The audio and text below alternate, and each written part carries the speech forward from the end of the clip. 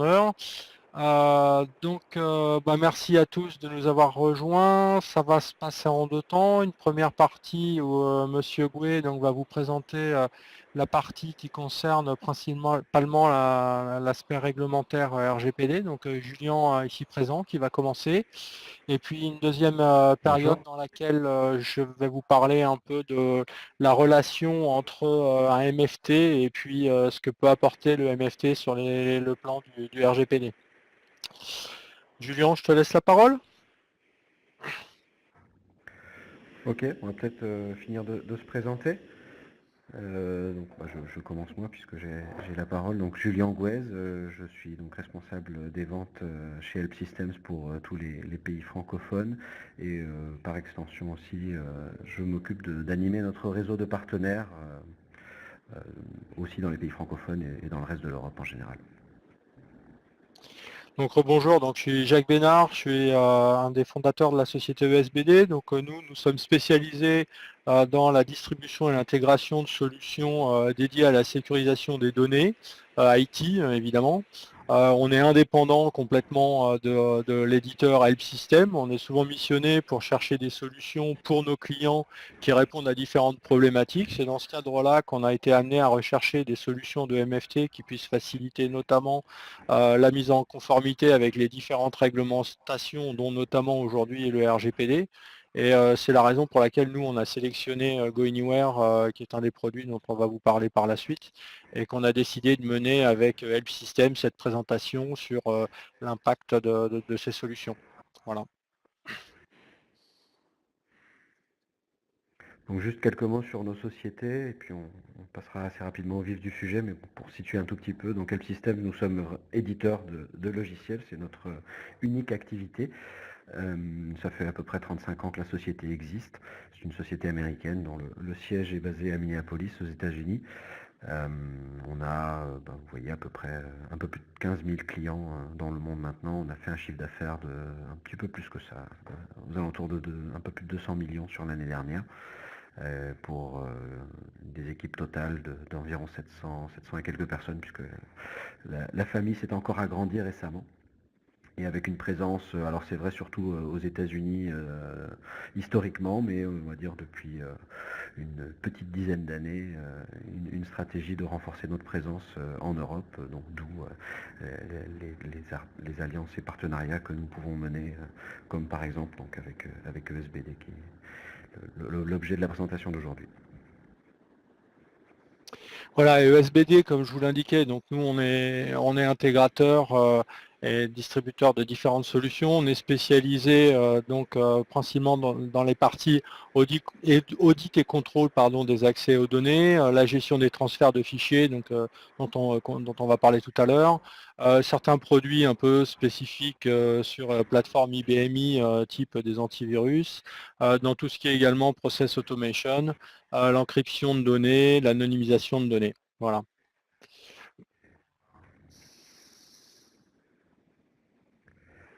Très bien, donc ceci posé, donc l'agenda pour le webinaire qui nous concerne aujourd'hui, qui va nous occuper aujourd'hui. Donc comme vous l'a expliqué Jacques en introduction, nous allons diviser cette présentation en deux grands blocs en fait, hein. Quelques petits rappels d'abord concernant le RGDP, la mise en conformité, l'état un petit peu actuel en France, les dernières nouvelles je dirais. Quelques rappels également sur à la fois les droits et donc les obligations, hein, pour les entreprises autour de cette réglementation-là. Et puis ensuite nous passerons donc à une deuxième partie où je laisserai la main à Jacques pour vraiment présenter plus la partie MFT et le lien vraiment donc entre un MFT comme celui que nous proposons, GoAnywhere, et le RGPD donc, et sa mise en place. Donc, en introduction, qu'est-ce que le RGPD et pourquoi c'est important et comment donc s'y préparer, comment y préparer nos entreprises. Donc, une des premières choses que nous avons pour habitude de rappeler quand nous discutons de ces thèmes-là, c'est avant tout que le RGPD est une loi en fait, hein. C'est-à-dire que c'est une loi qui a été mise en place par les institutions européennes. Donc comme n'importe quelle autre loi à laquelle nous sommes soumis, eh bien, il faut la respecter. Alors ça vient d'une norme qui est un petit peu plus ancienne, qui était moins contraignante, qui avait déjà un certain nombre de choses à mettre en place. Mais c'est vrai que donc depuis le 25 mai de l'année dernière, c'est officiellement donc une loi qui est en vigueur dans toute l'Union européenne et qui a pour but donc de protéger les données de vous et moi, de tous les citoyens de l'Union. Tous les citoyens, donc ça veut dire tous les gens qui sont membres des pays de l'Union, mais aussi tous les gens qui sont simplement résidents en fait. Et ça s'applique non seulement aux entreprises qui travaillent sur le sol européen, mais ça s'applique aussi dans le monde entier à n'importe quelle entité qui serait amenée à traiter des données personnelles des citoyens de l'Union ou des résidents de l'Union. Donc, grosso modo, en fait, ça s'applique à peu près à n'importe quelle institution, entreprise, éventuellement association, qui est amenée à stocker ou traiter des informations sur des personnes physiques, en fait. Dans le cadre donc de la mise en place de cette régulation, de cette loi, bon, il y avait évidemment pas mal d'attentes, hein, quelque chose qui se préparait depuis déjà un certain temps, et il y avait, je dirais, une certaine doute sur le fait de savoir comment allait réagir le régulateur dans les premiers mois de mise en place, en sachant quand même que beaucoup d'entreprises n'avaient pas forcément anticipé complètement cette mise en place-là. Les règles n'étaient pas forcément claires pour tout le monde de comment mettre en place la protection des données au sein de nos entreprises. Donc il y avait une certaine attente de voir un petit peu comment les tribunaux éventuellement allaient réagir. Et bon, ma foi, on a pu constater en tout cas que, mine de rien, les premières sanctions n'ont pas beaucoup tardé à tomber. Je pense que la plus emblématique, c'est celle qui a eu lieu en tout début de cette année avec Google, qui a subi donc une sanction à hauteur de 50 millions d'euros. Peut-être pas forcément le cas qui est le plus représentatif de ce que peut être la gestion de données personnelles dans nos entreprises, hein. Les réseaux sociaux, c'est peut-être un cas un petit peu particulier. Quelque part, c'était presque attendu, je dirais, hein. Ça fait partie vraiment de ces grandes sociétés de l'Internet qui potentiellement pouvaient être sanctionnées. Mais si on regarde un tout petit peu plus, peut-être plus des cas un peu plus proches de notre quotidien, on se rend compte que c'est pas un cas unique, hein. Le premier cas en fait qu'il y a eu, alors ça date même de l'année dernière, c'est un centre hospitalier au Portugal qui lui aussi a subi une amende à hauteur de 400 000 euros quand même, pour un défaut de protection de données de ses patients par exemple. Ou encore une fois, assez récemment, une entreprise en Allemagne qui elle a été condamnée à une peine un peu plus légère, hein, 20 000 euros, pour à la fois ne pas avoir su protéger justement ces données-là, hein, ne pas avoir utilisé notamment de cryptage, c'est une information qui a été explicitement donnée dans l'attendu, et bon, la conséquence directe, ça avait été le vol de 300 et quelques mille comptes utilisateurs. Donc on voit quand même que bon, c'est pas uniquement une réglementation qui est là et qui n'est pas suivie des faits. Il y a déjà des condamnations. La justice est lente, hein, comme partout. Donc, je crois qu'aucune de ces condamnations n'est ferme pour l'instant. Dans les 3 cas que nous avons pu retrouver, des appels sont jetés. Mais il ne fait aucun doute que les organismes régulateurs sont à l'œuvre. D'ailleurs, dans le cadre de la France, le ton et les informations qu'envoie la CNIL, c'est vraiment ça, c'est-à-dire qu'il faut absolument mettre des actions en place, protéger ces données, ou attention, vous vous exposez très clairement à des sanctions. Donc les sanctions, justement, probablement vous le savez déjà si vous êtes un tout petit peu informé sur ce thème-là. Donc il y a 2 niveaux de sanctions qui sont prévus par la loi, donc jusqu'à 10 millions d'euros ou 2% du chiffre d'affaires mondial. On a vu que les chiffres pour l'instant qui ont donné lieu à des sanctions, on est encore quand même relativement loin de ces sommes-là, mais enfin quand même, hein, dans le cas de Google, c'est pas négligeable, ou jusqu'à 20 millions et 4% du chiffre d'affaires mondial, selon les cas. Alors juste pour peut-être éclaircir justement cette différence, si on veut résumer un petit peu, les amendes jusqu'à 10 millions concernent plutôt une faillite à mettre en place les mesures de protection. ou éventuellement la non-déclaration aux organismes compétents si vous avez subi une fuite. C'est-à-dire si vous essayez de cacher le fait que on vous ait volé des données, vous pouvez potentiellement être soumis à cette sanction-là. Le cran supérieur, je dirais, donc l'amende potentielle jusqu'à 20 millions ou 4% du chiffre d'affaires, là, ça correspond plutôt au fait, par exemple, que vous ayez collecté des informations, traité des informations, sans avoir même essayé d'obtenir l'aval en fait des personnes pour lesquelles vous détenez ces informations.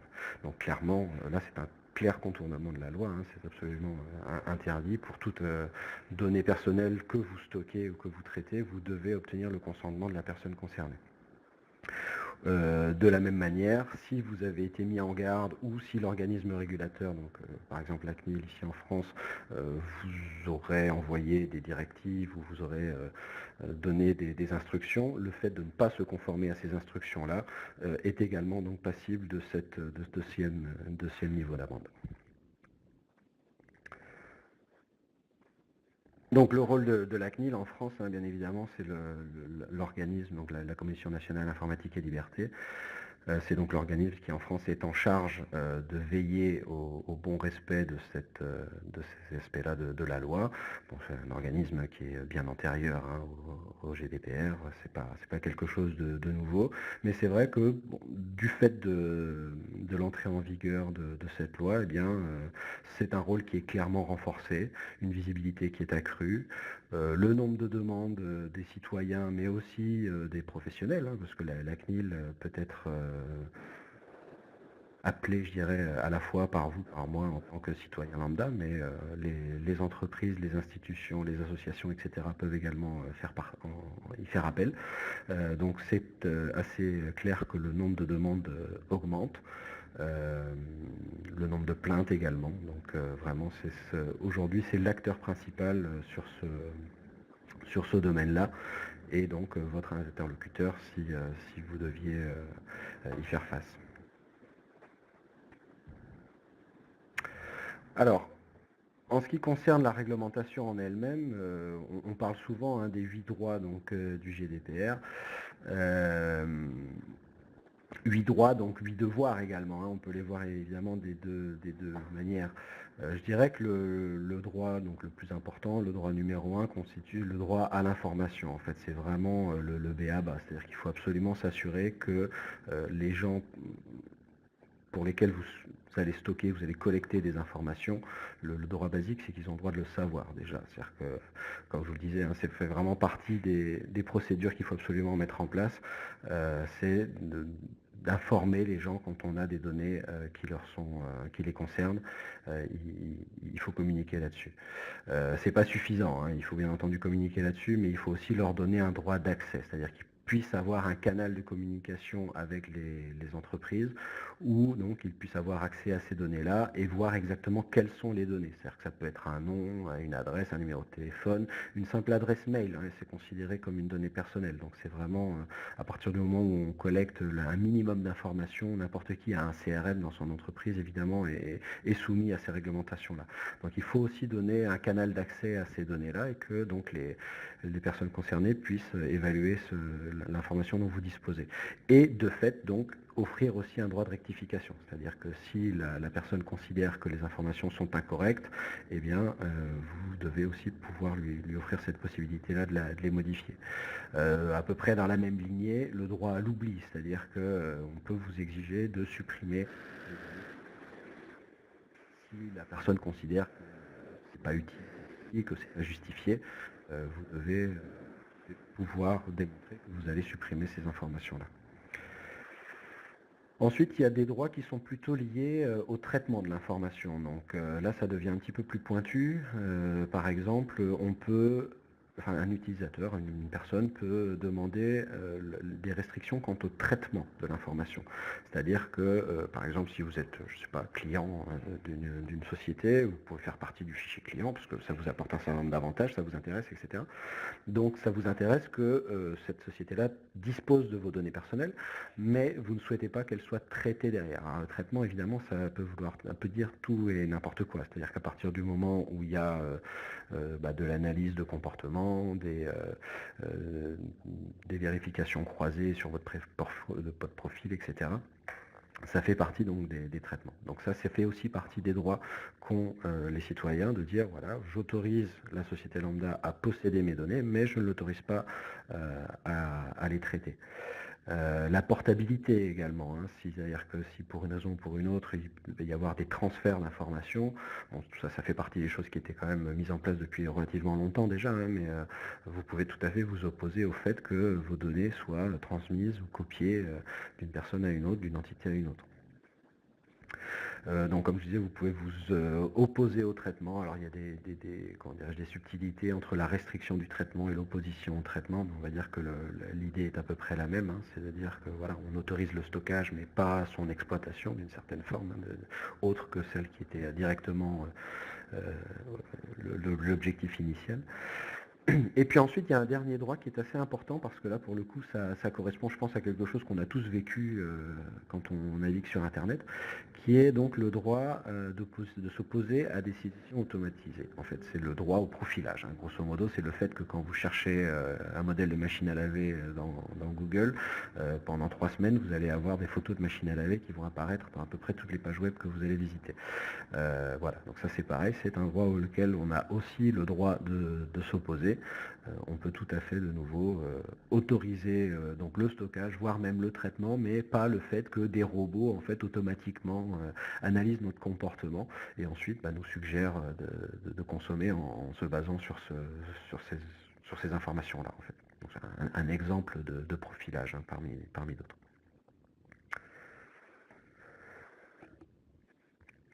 Donc si on veut mettre en place dans nos sociétés, dans nos organisations, le RGDP, ou en tout cas les différentes étapes de ce qu'on va devoir définir et mettre en place, on l'a résumé ici à peu près en 5 étapes.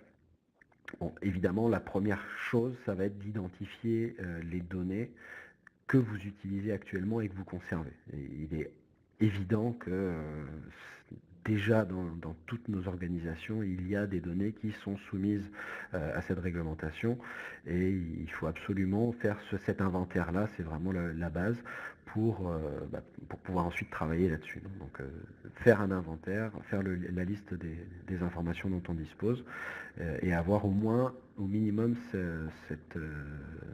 cet aspect-là au clair. La deuxième étape, ça va de créer un cadre de gestion des responsabilités du GDPR. Donc ça, c'est également très important. Ça fait également partie des choses sur lesquelles très régulièrement on voit donc des clients qui font des audits, que ce soit internes ou externes. C'est vraiment... Vous pouvez aussi être, je dirais, interrogé là-dessus, c'est-à-dire qu'il ne suffit pas de mettre en place et de dire, bah oui, j'ai mis en place un certain nombre d'outillages, de règles, etc. Il faut vraiment le documenter, c'est-à-dire qu'il faut le cadrer. Il faut créer des responsables, il faut mettre en place des procédures, il faut les documenter, les écrire, etc. Il faut pouvoir justifier en fait, que ça a été. Ensuite, comme toute gestion, je dirais, de procédures internes, là pour le coup, c'est pas une très grande originalité pour le GDPR, c'est de pouvoir réviser en fait ces politiques et ces procédures périodiquement pour s'assurer que tout est fait correctement et que éventuellement s'il y a des modifications à apporter, bien c'est fait. Ensuite, c'est peu à peu d'adopter le GDPR dans vos processus internes, dans vos processus de décision, en mode projet, hein, tout simplement. C'est de dire, voilà, comme on ferait pour, je sais pas, la gestion du changement ou pour quelque autre processus interne, je dirais, ça fait vraiment partie, la gestion de la donnée personnelle, ça fait partie des choses qui doivent être évaluées à chaque fois que on intervient sur le système d'information particulièrement, sur les procédures, etc. Ça doit faire partie des étapes d'évaluation et c'est un point qu'il faut absolument souligner. Et puis ensuite, c'est se préparer au pire, c'est-à-dire faire tout son possible pour pouvoir démontrer voilà, que l'entreprise est de bonne foi, qu'on a fait tout ce qui était dans notre main pour se préparer à une fuite de données. Donc il y a évidemment toujours des possibilités, hein. Quelqu'un qui veut absolument vous voler de l'information, On ne peut pas rendre les utilisateurs aveugles, hein, par exemple, ne serait-ce que d'avoir accès à un écran. Bah voilà, on a accès à un certain nombre de données, donc c'est extrêmement difficile d'être 100% couvert, mais il faut quand même se préparer à ça. Je pense que justement la deuxième partie de la présentation pourra beaucoup insister là-dessus. Il y a beaucoup de choses à faire pour protéger les données, pour protéger, sécuriser les canaux de communication, les accès, garantir que tout ce qui se fait est tracé, qu'on puisse auditer, qu'on puisse récupérer l'activité des uns et des autres, justement donc pour pouvoir ensuite démontrer si malheureusement il y a eu une fuite, eh bien qu'est-ce qu'on fait dans ce cas-là? C'est-à-dire pouvoir réagir à temps, être proactif sur la déclaration, tout ça, ça fait partie des aspects qui sont également très importants dans le cadre de la loi et qui montrent finalement votre bonne foi. Voilà, pour une brève introduction donc, sur le cadre légal. Je vais laisser la main à Jacques Bénard donc, pour la suite de la présentation et pour l'adéquation de ce cadre dans donc, le cadre des échanges de fichiers, des échanges de données. Parfait. Bien, donc je reprends la main effectivement pour présenter en quoi en fait un MFT peut vous aider à vous mettre en phase avec le RGPD, GDPR, enfin on emploie différents cycles, ça dépend, on finit par les mélanger un peu l'ordre des lettres en fonction qu'on le dise en anglais, en français, mais bon, je pense que tout le monde entend bien ce qu'on dit par RGPD ou GDPR. Donc en quoi un manage file transfer peut nous aider ou une solution de gestion de transfert de fichiers peut nous aider? Donc évidemment, il n'est pas question ici de prétendre que le fait de mettre en place une solution de gestion de transfert de fichiers va régler toutes les problématiques liées au GDPR parce qu'elles sont assez vastes évidemment. Mais en tout état de cause, dans le GDPR, vous avez vu qu'il est question de la gestion des données. C'est bien de protéger les données là où elles sont stockées. Donc il faut pouvoir avoir le contrôle sur les données là où elles sont stockées, mais il faut également pouvoir les contrôler lors de leur transfert et lors du partage des données avec les différents collaborateurs. Donc évidemment, les données, leur vocation, c'est pas d'être stockées dans un endroit et dans un coffre, puisque la sécurité, on peut dire, est là au service du business. Et à partir du moment où la sécurité est tellement forte qu'elle empêche de faire le business et qu'elle tue le business, finalement, la sécurité ne sert plus à rien. Et s'il y a bien une chose qu'on fait avec nos données, c'est qu'on les partage avec des collaborateurs, on les partage avec des partenaires, on les partage avec des clients. Et donc, forcément, il faut pouvoir conserver de la sécurité dessus, et notamment pour ce qui concerne les données personnelles dans le cadre du RGPD. Donc tout d'abord, qu'est-ce que c'est qu'un MFT et quelle est l'importance d'un MFT dans ce contexte? Dans le mot MFT, donc Manage File Transfer ou logiciel de gestion de transfert de fichiers, le mot-clé là-dedans, c'est le mot gestion en fait. Ce qui est important, c'est pas vraiment le transfert. Le transfert, c'est je déplace des données d'un endroit A vers un endroit B avec la technologie de mon choix. Mais en fait, ce qui est important, c'est la gestion. C'est comment ça se passe, comment je vais gérer ça, quelle sécurité je mets autour et quels sont les éléments que je vais prendre en compte. Donc, dans une solution de MFT, on prend en compte des flux entrants et sortants, puisque bien sûr, on n'est pas seulement responsable de ce qui sort de chez nous, mais il faut aussi faire attention à ce qu'on va chercher et comment on récupère des données. Donc Manage, dans Manage File Transfer, comme je l'indiquais, fait référence essentiellement à la partie gestion des transferts, à l'automatisation d'un ensemble de tâches qui peuvent avoir lieu en amont et en aval de ces transferts. Typiquement, quand j'ai reçu un fichier, est-ce que j'ai des alertes à mettre en place? Est-ce que je vais le déplacer dans un lieu de quarantaine, par exemple, pour test avant de le mettre en circulation? Est-ce que je vais l'archiver une fois qu'il a été pris, etc. Mais également, l'important, c'est de mettre en place de hauts niveaux de sécurité en fonction de la sensibilité des données. Certaines données sont absolument pas sensibles, alors c'est pas la peine forcément de mettre en œuvre des processus complexes. En revanche, il est tout à fait intéressant de prévoir, de mettre en place des procédures de sécurité pour les données sensibles. Donc ça peut passer par différentes procédures de cryptage, soit en utilisant des canaux cryptés, soit en utilisant des données cryptées par elles-mêmes. Donc on va trouver différents moyens de gérer ces transferts en utilisant différents protocoles, standards ou non, ou spécialisés. Bon, généralement, il est plus simple de s'appuyer sur des protocoles plutôt standards et en gérant ces cryptages de données. On va trouver également évidemment toute la notion de traçabilité et de contrôle d'intégrité, puisque une des premières règles de la sécurité, c'est de pouvoir justifier de ce qu'on fait et de savoir exactement ce qui s'est passé. Donc la traçabilité, le contrôle d'intégrité et la production de ces informations au travers de différents rapports, donc des rapports d'audit, vont être des éléments clés d'une solution de gestion de transfert de fichiers, puisqu'on doit pouvoir dire ce qu'on va faire ce qu'on a dit et justifier de ces différents éléments. Donc, dans le présent contexte, on a choisi de vous présenter GoAnywhere. Donc, comme je vous l'indiquais au départ, ESBD, donc nous, on a été missionné par différents clients pour les accompagner dans des projets de sécurité. On a cherché différentes solutions de MFT. On a fait le choix de GoAnywhere parce qu'on a trouvé que GoAnywhere répondait en majorité à l'ensemble des points nécessaires dans un contexte de MFT de partage de données. Et en plus, l'architecture de la solution fait qu'elle est tout à fait intéressante en termes de fonctionnalité, en termes de déploiement pour l'ensemble de nos clients. Nos clients proviennent de différents mondes, que ce soit de l'industrie, de la banque, on trouve un petit peu tous les secteurs, assurance, un peu tout type de clients chez ESBD. Et pour nous, il était important que la solution puisse s'adapter à l'ensemble de ces métiers. Donc, ce qu'on peut voir en fait sur cette diapo pour parler d'une vue simplifiée, c'est que la première partie qu'on va voir en bleu là, c'est globalement tout ce qui va être l'aspect gestion. Donc, comment je gère mes différents échanges. Un des premiers éléments intéressants, c'est d'avoir déjà une plateforme centrale qui permette de gérer l'administration. Si je dois avoir plusieurs écrans qui contiennent des applications dans différentes salles pour administrer tout ça, c'est assez compliqué.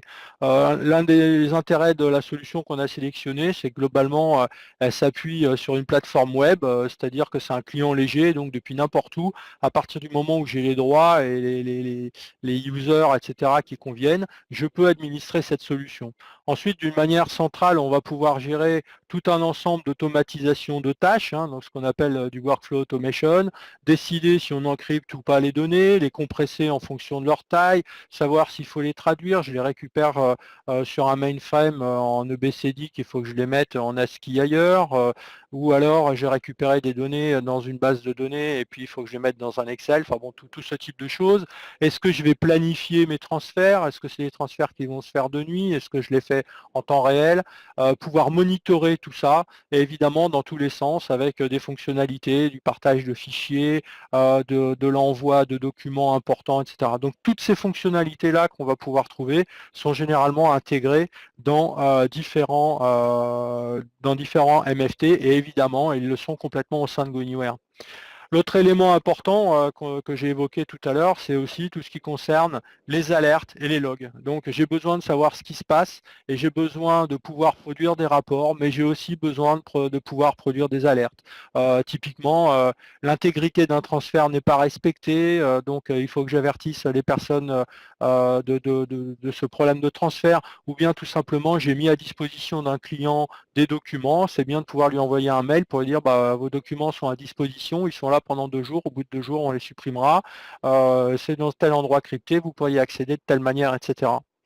Et autour de ça, finalement, on va retrouver après des éléments techniques qui permettent de gérer finalement ces échanges. Tout d'abord, les plateformes. Là, l'intérêt de la solution, comme je vous l'ai dit, comme je vous l'indiquais au vu de notre clientèle, c'est qu'elle soit multiplateforme, c'est-à-dire que je peux installer ça sur du Linux, du Windows, de l'IBMI, AX. Enfin, on va pouvoir trouver ça sur à peu près toutes les plateformes techniques. On va proposer tous les processus de transfert possibles. Alors dans les standards type ce qui tourne autour de FTP et ses petits frères sécurisés, donc SFTP, FTPS, de la S2, de l'HTTPS pour les portails web. Enfin, ça ne parle peut-être pas à tout le monde, ces différentes technologies, mais en gros, ce sont les technologies standards et sécurisées de transfert de fichiers. On peut trouver aussi d'ailleurs des protocoles un petit peu plus spécifiques au monde bancaire, comme PESIT, BIX, etc. Évidemment, aujourd'hui, on voit bien que l'informatique évolue. Enfin, c'est pas aujourd'hui, ça fait un peu plus de 30 ans que je suis dans le métier, ça évolue tout le temps. Actuellement, la grande mode, on va dire, c'est un peu d'aller vers le cloud, vers Amazon, etc. Donc forcément, cette solution se devait d'être compatible avec ces environnements, et c'est le cas là en l'occurrence, et elle permet d'accéder également à tout type de bases de données, de s'intégrer avec des applications, de se déployer par exemple dans des grandes surfaces. Donc on a des clients type, on peut citer des Super U, des Carrefour, etc. Enfin ce type de clientèle qui pourrait avoir besoin, au vu des différents magasins, de pouvoir gérer des échanges de manière en remote, donc en hub si je puis dire. Et tout ça aussi sont des solutions qui seront enfin, des activités qui pourront être gérées par ce type de solution. Alors, en quoi GoAnywhere va pouvoir nous aider à atteindre nos objectifs, notamment en termes de RGPD? Donc, on peut dire, là, j'ai évoqué les fonctionnalités principales que doivent couvrir un MFT. Donc, on voit bien de manière naturelle que les éléments de sécurité autour des données sont cruciaux pour répondre à ces besoins. Et on a des points précis, évidemment, vis-à-vis de la réglementation RGPD qui nous permet, enfin, sur lesquels on peut s'appuyer pour montrer en quoi un MFT tel que GoAnywhere peut nous assister.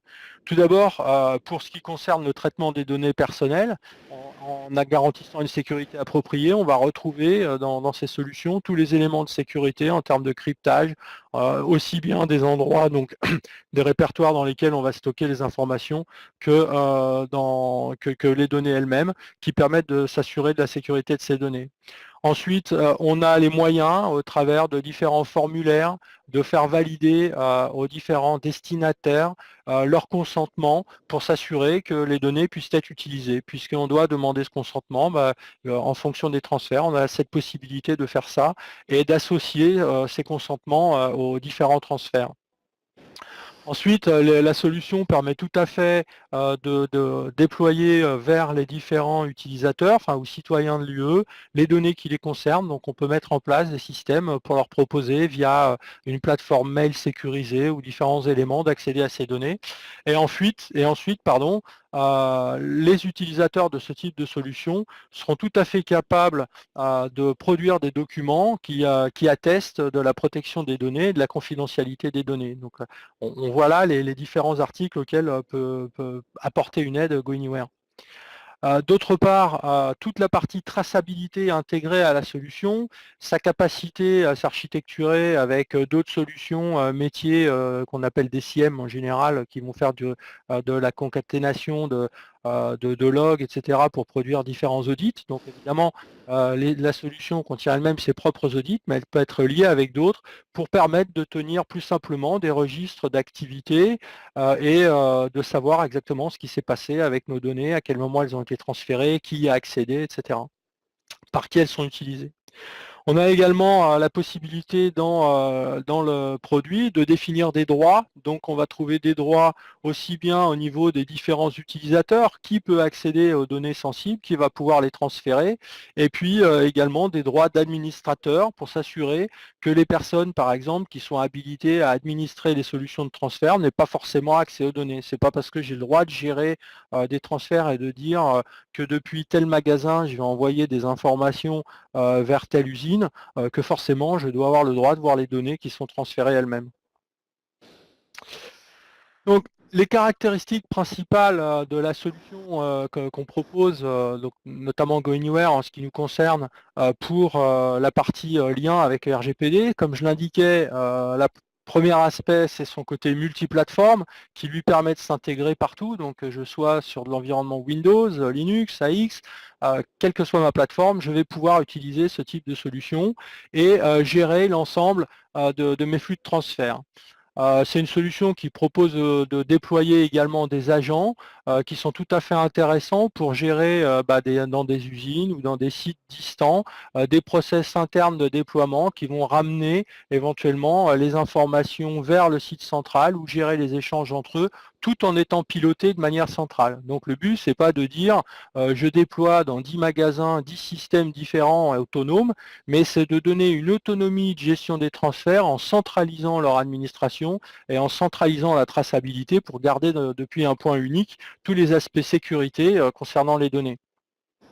Ensuite, la solution, au-delà du transfert de fichiers, elle gère aussi une plateforme collaborative, c'est-à-dire qu'en fait, on peut faire des échanges de données machine vers machine. Donc là, on rentre dans du MFT classique, hein, d'une application vers une application, mais aussi d'une application vers de l'humain. Donc je peux très bien avoir une application métier, par exemple, qui envoie des factures automatiquement et ces factures seront mises à disposition sur une plateforme qui seront récupérées par des humains.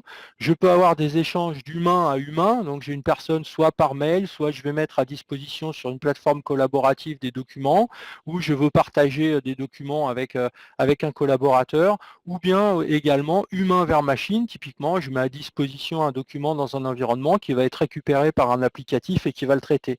Tout ça évidemment traité. Multiprotocole, comme je l'évoquais tout à l'heure, hein, les différents protocoles classiques qu'on peut rencontrer aujourd'hui. L'autre élément fondamental également de cette solution, c'est qu'elle propose une architecture qui permet de gérer de la haute disponibilité et du load balancing. Donc haute disponibilité, ça veut dire que je peux avoir un système monté en cluster sur deux serveurs différents, par exemple, qui font que pendant un transfert, si ma machine tombe pour une raison ou pour une autre, la deuxième prend automatiquement le relais et va pouvoir assurer une continuité des échanges, ce qui garantit aussi une sécurité des transferts, bien évidemment.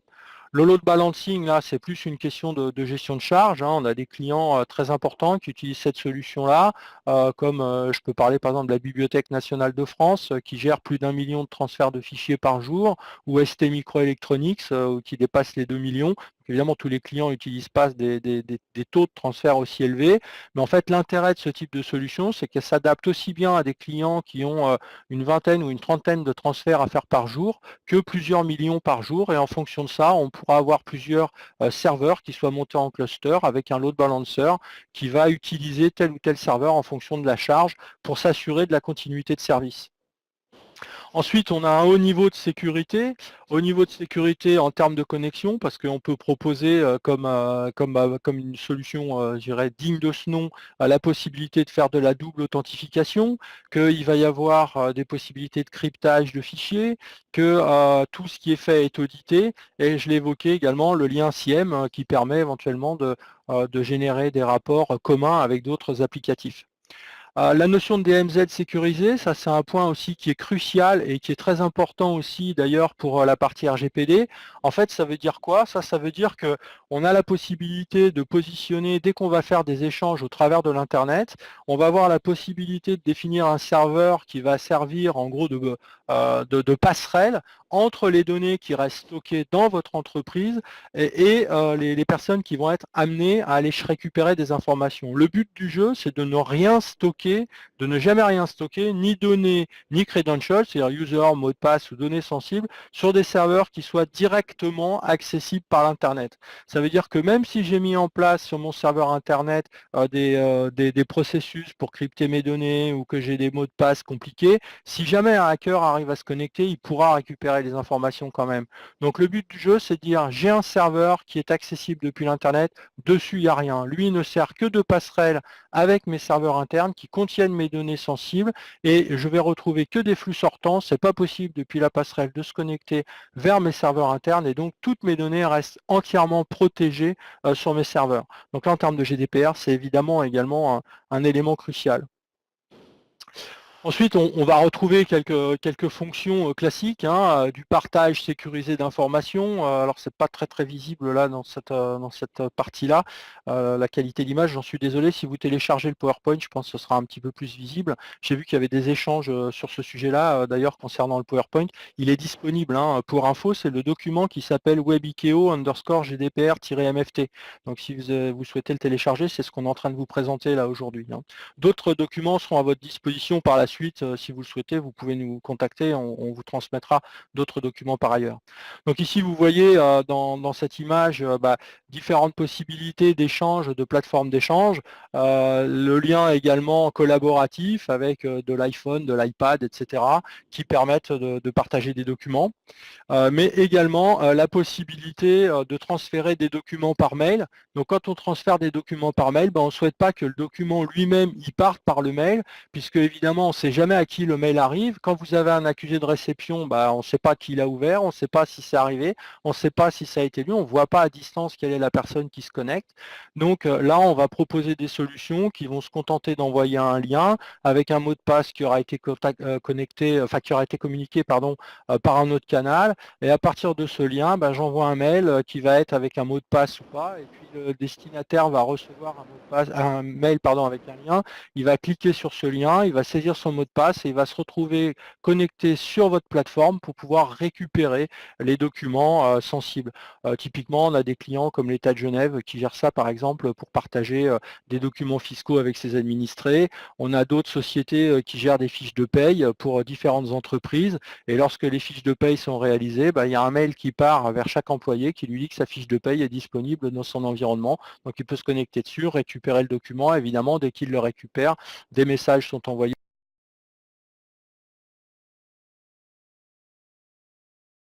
Des messages sont envoyés pour indiquer que ça a été pris, éventuellement c'est archivé, etc.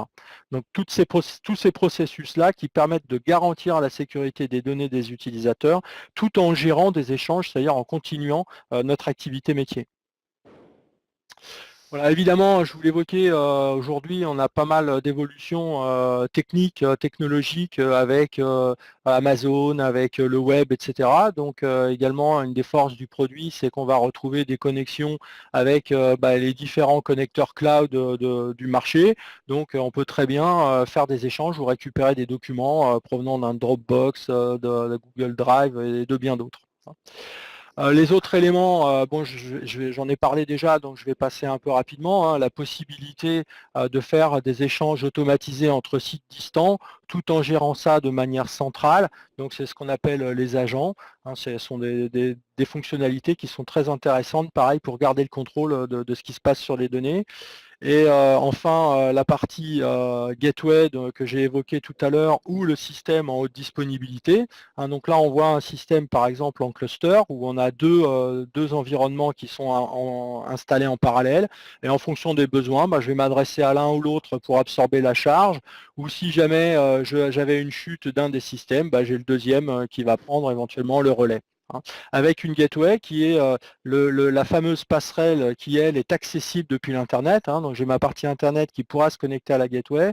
Sur la gateway, j'ai rigoureusement rien de stocké. Mes données restent stockées sur mes serveurs à l'abri et protégées, et je pourrai sortir les données si j'ai besoin uniquement par un canal sécurisé pour les personnes qui les demandent. Donc pas d'accès possible depuis l'extérieur aux données. Voilà, donc en synthèse, les avantages de l'utilisation d'une solution comme GoAnywhere dans le cadre du RGPD. Bah, d'une part, nous, comme je vous l'indiquais, on l'a sélectionné. Pourquoi?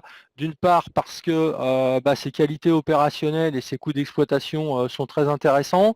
On a fait quelques projets, je dirais, sur ces 3 ou 4 dernières années. L'essentiel de nos gros projets sont des projets de bascule depuis d'autres MFT du marché.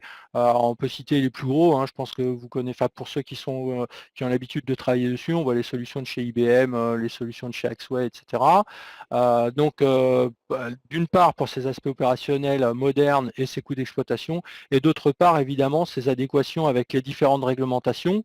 Ici, on parle du RGPD puisque c'est ce qui nous réunit aujourd'hui, mais bien évidemment, quelles que soient les réglementations auxquelles on a été confronté depuis ces différentes années, qu'il s'agisse de PCI DSS, qu'il s'agisse de SOX, etc., à chaque fois, il est question de sécuriser les données et d'avoir de la traçabilité.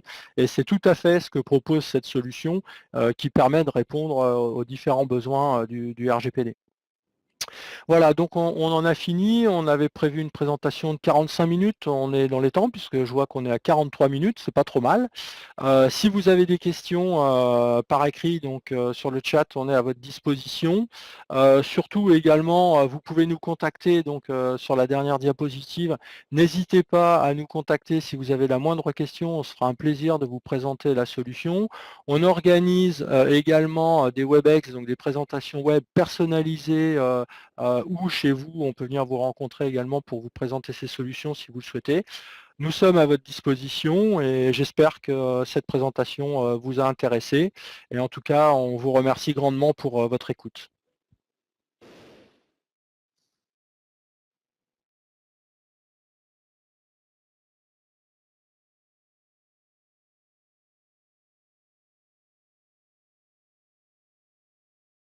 pas à récupérer les informations. Pour ceux qui sont encore connectés, qui m'entendent encore, n'hésitez pas, si vous voulez, à envoyer un mail à sales@esbd.eu, le mail que vous voyez affiché là, et je pourrai vous renvoyer les documents. On vous enverra justement un Secure Mail, ça vous permettra de voir comment ils fonctionnent, et on pourra vous envoyer les différentes documentations. Donc n'hésitez pas à nous envoyer un mail de demande et on vous renvoie tout ça si vous n'avez pas réussi à les télécharger depuis le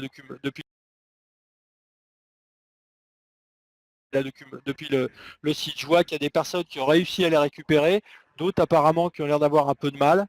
Donc n'hésitez pas à nous contacter et on se fera un plaisir de vous faire suivre tout ça. Voilà, merci à vous et je vous souhaite une excellente journée.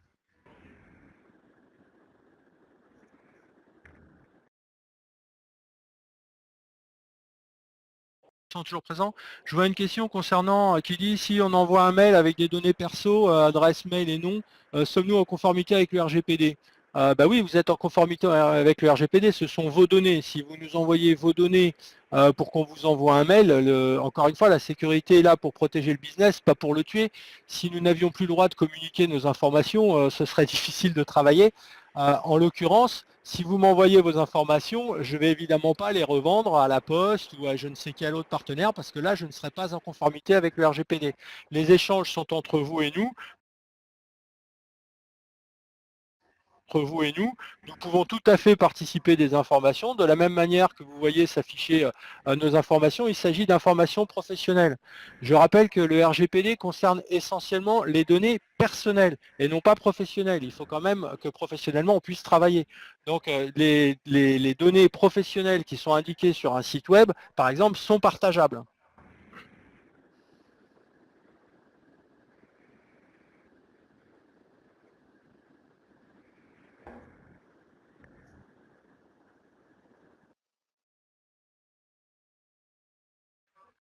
Pour cette présentation. Je pense qu'on a répondu à peu près à l'ensemble des questions. Pour Guillaume, je vois, est-ce qu'une signature manuscrite est considérée comme une donnée personnelle? Bah, c'est une donnée personnelle, mais une signature, c'est une signature. Si quelqu'un d'autre utilise votre signature, ça s'appelle un faux. Donc là, c'est plus vraiment une question de données personnelles. Les données personnelles, c'est le partage si j'indique votre nom, votre adresse votre adresse email ou votre téléphone. En revanche, si vous mettez une signature et que quelqu'un d'autre utilise votre signature, c'est faux et usage de faux. Donc là, je ne pense pas qu'on soit dans une notion de données personnelles. Si apparemment on n'a pas trop d'autres questions, donc je vous souhaite à tous une excellente journée. N'hésitez surtout pas à nous contacter à nos adresses mail si vous avez la moindre question. Nous respectons le RGPD, nous ne déploierons pas vos adresses à différents partenaires. En revanche, nous nous ferons un plaisir de répondre à toutes vos questions.